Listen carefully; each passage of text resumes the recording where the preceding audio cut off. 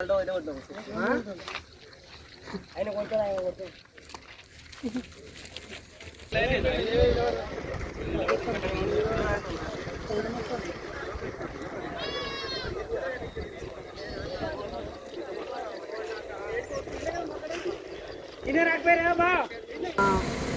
వేయాలి అవతలకి వేయాలి.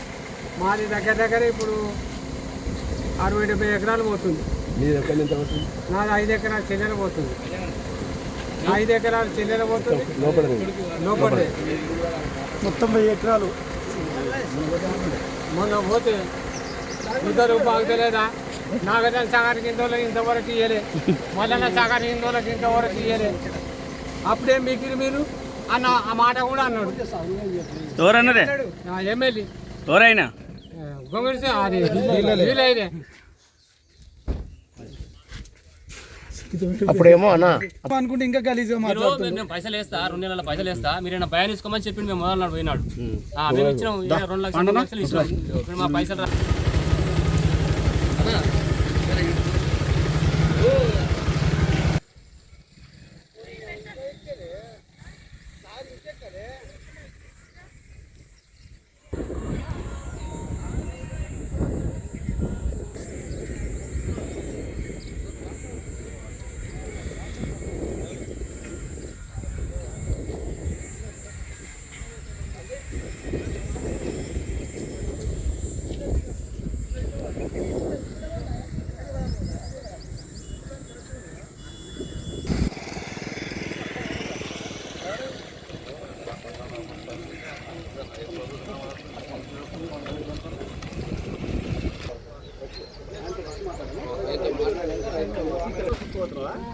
ఏమంటారు మరి సార్లు?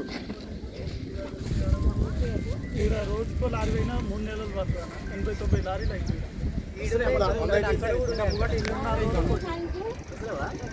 మరి మొత్తం రోజు తీసుకుపోతున్నారు. ఏం ప్రాబ్లం లేదంటారు?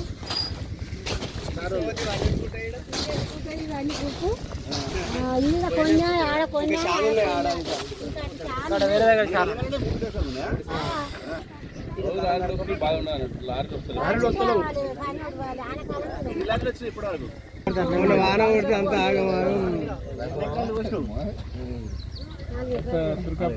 ఇంతవరకు ఏం పోలేని అంటే మంచిగా అయినా మరి ఆ మ్యాచ్ వచ్చినాయా?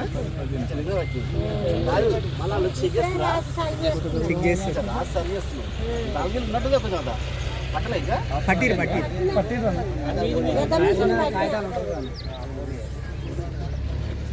ఏమంటారు మరి? ఎప్పుడు తీసుకుపోతారట? చెప్పు ఏమంటాడు? పోతలేవు అని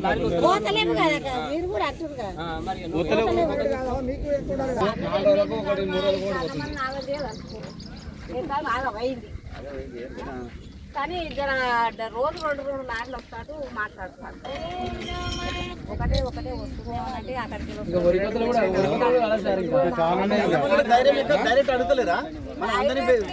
ఊరి మించలు పెట్టేప్పుడు మన దగ్గర ఒడ్డుకొని వేస్తారు మరి అట్టుంది. నువ్వు రూల్స్ ఇప్పుడు అట్లా పోయిన వాటి గట్టిగా మాట్లాడని ఆయనకి గుట్ట సున్న పెట్టబట్టి గీత సున్న పెట్టబట్టి ఈమెనే అన్నది ఈడే అనడాని ఆమెకు డబ్బులు రాకుండా మనం ఒడ్లు పండించినా మనకి తీసుకోవాలి. మన పైసలు మనకు కావాలి. గంటకంటే ఎక్కువ కోరుకోరుగా డబ్బులు ఏమంటారు పైసలు మన కాదు ఇవ్వరు అక్కడ జాగాలు పుట్టట్లా గట్లా అంటున్నా. కానీ ఇప్పుడైతే 2 లారీలు వస్తాడు చూడు. ఇది గంధమల్ల పేరు గంధమల్ల మండలంలోనే ఎక్కువ వడ్లు అయ్యేది.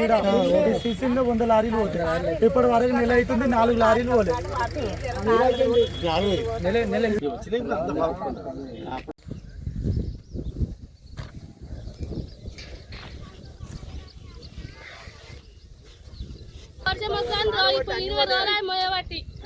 ఇక తలం లేక ఏం చేయాలి? ఒక వాన పడితే అలాగే ఇత్తు కూడా రాదు బయట. మేము రోజుకో లారీ పంపిస్తామని చెప్తున్నా. ఇప్పుడు మాట్లాడితే మరి ఏమి లారీ రోజుకో లారీ వస్తుంది అన్ని ఎందుకు ఉంటున్నాయి సార్?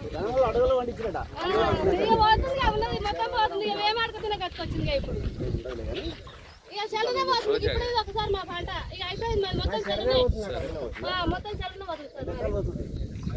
5 ఎకరాలు కొంచెం వేసారు. మా కట్ట మందం వేసారు. ఇంకా లోపల ఉన్నాయి పర్లేదు. అడిచారా ఎక్కడన్నారు? అది కూడా తర్వాత వస్తాయి. ఎప్పుడు ఇస్తాడో ఇస్తా అంటుండో ఇచ్చేదాకా ఫస్ట్ అయితే కొనమన్నాము మన పైసలు మనకు కష్టపడ్డ పైసలు అయితే వస్తాయి రప్పిస్తున్నా మరి బతుకమ్మ మరి ఏమి చేస్తారా ఏందా మరి మొత్తం పోయింది చెల్లరా ఇక నా కాలు కూడా లేదు సార్ నాకు పింఛన్ అంటే బిర్దా లేదు సార్ ఏమన్నాడు నేను గెలిచినాక నీకు పింఛన్ చేపిస్తాను డాక్టర్ సర్టిఫికెట్ తెచ్చుకోమన్నాడు అది తెచ్చుకున్నా ఇక ఇప్పుడు ఏమంటారు ఎవరు సపోర్ట్ చేస్తలేరు అప్పుడు వాటి నంబర్ ఏం చేస్తాను ఏం చేస్తా అన్నారు ఇక నా పరిచయం ఇట్లా ఉంది నాది ఉన్న పొలం చెల్లర పోతుంది కలిసినా కానీ ఆయన దొరుకుతాడా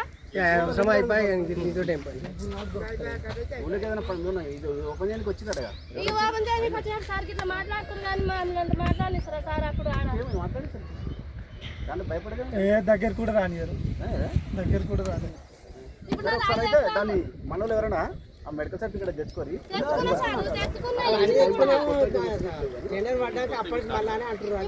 ఉన్నది 5 ఎకరాలు చెల్లన పోయింది సార్ నేను ఉందంటే పెట్టుకోనని చేసుకొని బతుకున్నా అయితే పింఛన్ వస్తున్న బతకని చూస్తే ఇప్పుడు ఆ పింఛన్ కూడా లేదు ఉన్నది చెల్లన పోతుంది ఎట్లా బతకాలి నేను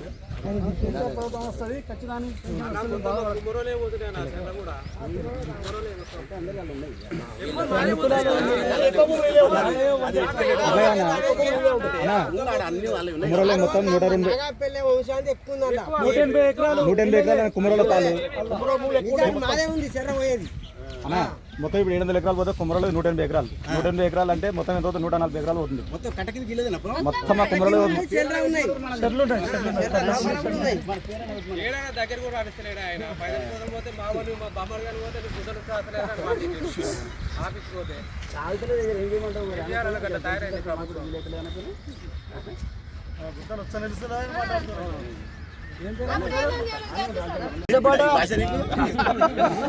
కష్టపడి నువ్వు పంపించాలి నువ్వు రైతులకు అన్యాయం చేయదుగా ఈ రోజు వింటున్నాం మన ఈ భాషలు మొత్తం రోజు వింటున్నాము ఇని విని మేము మాట్లాడలేక మాకు కూడా అలవాటు అయిపోతుంది ఏం చేస్తాం మరి ఎంతమంది రైతులు పోయినాయి ఒడ్లు 20 మంది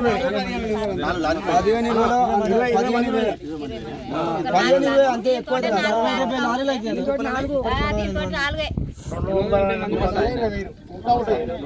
రాసుకుంటా ఎన్ని పోయినాయని చెప్పారు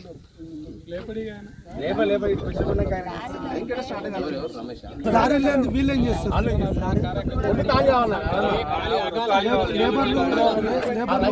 చెప్పాలి గవర్నమెంట్ వాళ్ళు చెప్పాలి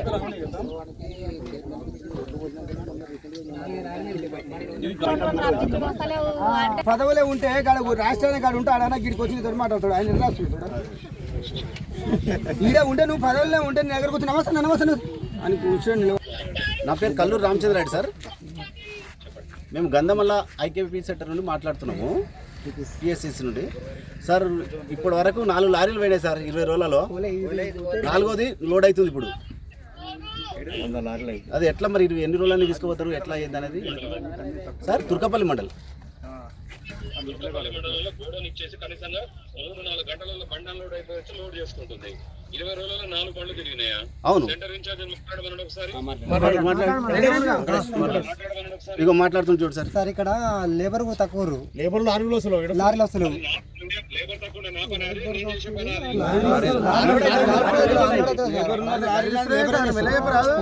అంతా గదిరిస్తున్నావు సార్ లారీలు కూడా వస్తలేవు ఇక్కడ అవునయ్యా నువ్వు సెంటర్ ఇన్ఛార్జ్ మాట్లాడవా అంటే ఇన్ఛార్జ్ మాట్లాడుతున్నా నేను సెంటర్ ఇన్ఛార్జ్ సార్ ఈయన ఈ రోజు ఓపెన్ చేసిన సెంటర్ సెంటర్ 29 తారీఖు ఏప్రిల్ 29వ తారీఖు ఓపెన్ చేసి 20 రోజులు ఎప్పుడైంది 20 రోజులు కాలేదు ఇప్పుడు 13 రోజులు నీ పక్కన తుర్కపల్లికి వస్తుంది వాసల మరికి వస్తుంది అన్నిటికి వస్తుంది నీ ఒక్కరికి వస్తలేదా లారీ సార్ ఒకటే లారీ 4 రోజులకు ఒకసారి వస్తుంది ఈడ అయ్యేటిది 100 లారీల పైన వడ్లు వెళ్తాయి ఒక లారీ పెడితే ఏడ నడుస్తుంది సార్ ముందా నీకు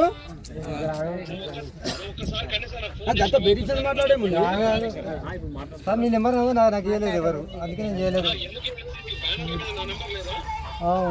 ఉంది లేబర్ లేదంటే లేబర్ లారీ 2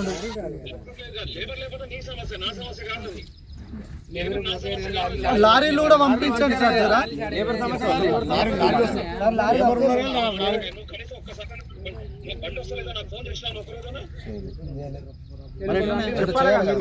నేను వీళ్ళకే చేసిన చెప్తే వస్తున్నాను లేబర్ వస్తున్నాను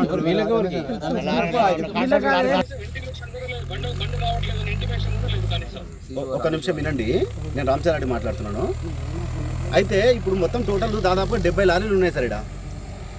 70 లారీలైనా మేమే లిఫ్ట్ చేస్తాం, 100 లారీలైనా మేమే లిఫ్ట్ చేస్తాం. మొత్తం మీరే లిఫ్ట్ చేయండి. నేను చెప్పేది ఒకసారి మీరు వినండి. చెప్పండి. దుర్గపల్లి మండలానికి బిల్లు లేదని ఆడ గోడౌన్ 5,000 టన్నుల గోడౌన్ పెట్టి 30 మంది అమాలీలను పెట్టి రోజుకు 10 నుంచి 12 బండ్లు అన్లోడ్ చేపిస్తున్నారు. అవును. మరి కనీసం వీళ్ళు చెప్పాలి కదా బండి వస్తలేదని. ఇప్పుడు చెప్తున్నారు కదా, వాళ్ళకి తెలియనట్టుంది. మేము కాంట్రాక్ట్ ఫోన్ చేస్తాం, కాంట్రాక్ట్ రమేష్ ఫోన్ చేస్తాం. రోజు లోడ్ అవుతున్నాయి బండ్లు. 13 సెంటర్లలో రోడ్ లోడ్ అవుతున్నాయి.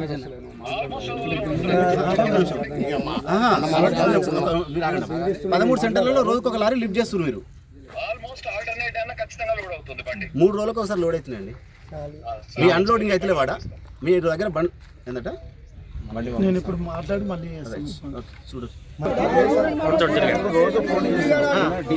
అవును, ఇప్పుడు మనకు ఓపెన్ అయ్యింది. అవును, ఇప్పుడు దినం అన్లోడింగ్ కానీ లారీ వస్తుంది, ఒకటే లారీ ఒక లారీ తోటి ఈ 100 మంది లారీని ఎప్పుడు తీసుకోవచ్చు అంటున్నా. అంటే జనరల్గా మాట్లాడదు మనమే రోజు రప్పించి రోజు అంటే దాదాపు 50 రోజులు. 50 రోజులు అంటే ఎప్పుడు పోతుంది? ఇలా 12 తారీఖు. 12 తారీఖు అంటే ఎన్ని రోజులు పోతుంది? ఆల్మోస్ట్ జూలై దాకా పోతుంది. మరి జూలై దాకా వాన పడకపోనికి మనకి ఏమన్నా రికమెండ్ చేసి రేవంత్ ఆపుతాడనే వాన. మరి ఇంకా వారం రోజులు 25వ తారీఖు రోజు ఇక్కడ వర్షాలు వస్తున్నాయి అంటే ముందా కాటి నానిపోతాయి. ఎవరికి ఊరికి ఉండి ఊరికి లేక కవర్లు అన్ని కిరాయి తెచ్చుకుని బొక్కలు పడ్డాయి ఆల్రెడీ. మరి ఇట్లా నానిపోయినాక మళ్ళీ నారు ఒకటి నీకు ఇయ్యాలిగా. ఏదైనా సరే రైతులైనా సరే ఒక తయారీదారుడైనా సరే ఒకసారి పండించిన పంట ఎవరైనా ఒకరు తినాలనుకుంటాడు కానీ నాశనం కావాలని ఎవరు కోరుకోరు. నా పైసలు నాకు వస్తుంది అలాని ఎవరు అనుకోరు. వాళ్ళకు కూడా బాధ అనిపిస్తుంది మీరు కొన్నా కూడా. అయ్యో మనం మొత్తం నానిపోయినా ఉన్నారు కదా అని వాళ్ళకుండదా? ఉంటుంది సార్. మరి ఆయన మాట్లాడే భాష ఎట్లుంది? అంత రఫ్ ఉండేదేనా? 4 నెలలు కష్టపడి పండించి తీసుకొచ్చి తూర్పాల వరవసి మీకు రావాల్సిన మ్యాచర్ వచ్చేటట్టు చేసి ఎండ పెడితే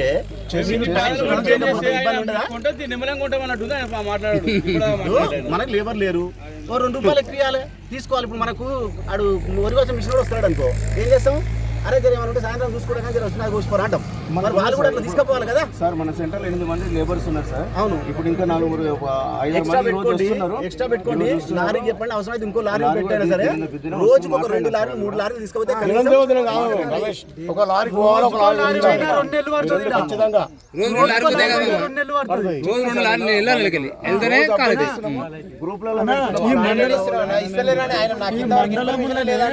మండలంలోనే ఎక్కువ ఒడ్లు పట్టేది ఈడ పండేది ఈడనేగా. మరి ఈయన కింద నెగ్లెక్ట్ చేస్తారు. ట్రాన్స్పోర్ట్ ఉంటాడు, ట్రాన్స్పోర్ట్ అయితే రోజు కాంటాక్ట్ ఉంటాం సార్. మా ప్రభుత్వమే కింద స్లో ఉందన్నట్టు.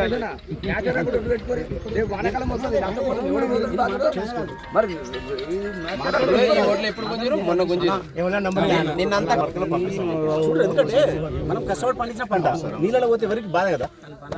ఇంత కష్టపడి దాని మందు కొట్టి ఈరోజు బీఆర్ఎస్ పార్టీ మండల ఆధ్వర్యంలో గంధమల్ల ఐకేపీ సెంటర్, పిఎస్సి సెంటర్ను సందర్శించగలిగింది. ఈ కాలంలోకి ఒడ్లు వచ్చి దాదాపుగా 25 రోజులు కావస్తుంది. దీంట్లో కాంటా ఓపెన్ చేసి 28వ తారీఖు ఓపెన్ చేసిరు. ఇప్పటి వరకు కేవలం 3 లారీలు మాత్రమే బయటకు వెళ్ళాయి. 4వ లారీ ఇప్పుడే లోడ్ అవుతా ఉంది. హరికిషోర్ గారితో కూడా మాట్లాడి జరిగినాము. అతను చెప్పేది ఏంటంటే రోజుకు ఒక లారీ వెళ్తుందని చెప్పి అబద్ధాలు చెప్తా ఉన్నారు. అట్లా కాకుండా రైతులు కష్టపడి పండించిన పంట కళ్ళలా తీసుకొచ్చి మంచిగా ఎండబెట్టి సరే రెడీగా ఉన్నాయి కాబట్టి ఇప్పటికైనా వీటిని మార్కెట్ త్వరగా తరలించాలి. లేకపోతే ఈ నెల 25వ తారీఖు నుండి వర్షాలు వస్తున్నాయని చెప్పి గవర్నమెంట్ ప్రభుత్వమే హెచ్చరిక జారీ చేస్తూ ఉంది. కాబట్టి వర్షాలు వచ్చే లోపల పూర్తి ధాన్యాన్ని సేకరించి గోదాంకు తరలిస్తే వాళ్ళు కూడా రైతులు కూడా సంతోషపడతారు. కాబట్టి ఇప్పటికైనా అధికారులు స్పందించి ఎట్లాగో గెలిచిన వాళ్ళు ఎవరైనా పట్టించుకుంటారు కాబట్టి కనీసం అధికారం గవర్నమెంట్ జాబ్ చేసే వాళ్ళని పట్టించుకొని రైతుల పక్షాన ఉండి ఈ ధాన్యాలను సేకరించి కేంద్రాలకు తరలించాలని చెప్పి కోరుతా ఉన్నాము. లేని పక్షంలో ఖచ్చితంగా కూడా బీఆర్ఎస్ పార్టీ భారీ ఎత్తున ధర్నా చేసే కార్యక్రమం ఉంటుంది. ఇవన్నిటి పక్క పెట్టి ఎందుకంటే నానిపోయిన తర్వాత తరలించడం కంటే పండించిన పంట మంచిగా ఉన్నప్పుడే తరలిస్తే వాళ్ళకు కూడా సంతోషం ఉంటుంది. పైసలు తీసుకుంటాం కాబట్టి అరే మంచి ఓట్లను పంపించమని ఉరిపోయి కరిగిపోయిన తర్వాత వాళ్ళకి బాధ అనిపిస్తుంది. కాబట్టి అధికారులు మిగతా పనులు పక్క పెట్టేసి రైతుల పక్షాన ఉందాం అందరం కలిసి. ఒకవేళ హమాలి లేకపోతే హమాలీలకు తీసుకొచ్చి దించిపించుకోండి. కేంద్రం దగ్గరే ఉంది గోదాం కానీ. కాకపోతే ఏంటంటే రోజుకు దించడానికే ఒక రోజు పడుతుందట అక్కడ. అట్లా కాకుండా అక్కడ హమాలీలను ఏర్పాటు చేయండి. వీలైనంత వరకు ఎక్కువ లారీలను ఏర్పాటు చేసి అన్ని కేంద్రాల నుండి ధాన్యాన్ని తరలించాలని చెప్పి డిమాండ్ చేస్తా ఉన్నాం. జై తెలంగాణ, జై తెలంగాణ.